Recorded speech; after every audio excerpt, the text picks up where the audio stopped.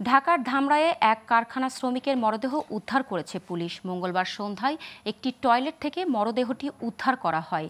ধামরাই থানার ওসি মনিরুল ইসলাম জানান, সোমবার কারখানায় চুরির অভিযোগে রহিমকে মারধর করা হয়। পরের দিন সকালে ফোনে মীমাংসার কথা বলে তাকে ডেকে নিয়ে যাওয়া হয়।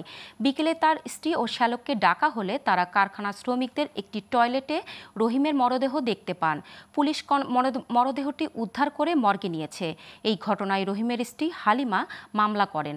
রাতেই 7 আসামিকে গ্রেপ্তার করেছে পুলিশ। গতকালকের ঘটনার প্রেক্ষিতে ভিকটিম রাহিমের স্ত্রী বাদী হয়ে 7 জনের বিরুদ্ধে মামলা করেন। আমরা অত্র মামলা দায়েরের পরে অভিযান চালিয়ে 7 জন আসামিকে গ্রেপ্তার করি। তাদের আজকে বিজ্ঞ আদালতে প্রেরণ করা হবে। আর মৃত্যুর কারণ সঠিক নির্ণয়ের জন্য মৃতদেহ আজকের পোস্টমর্টমের জন্য প্রেরণ করা হয়েছে।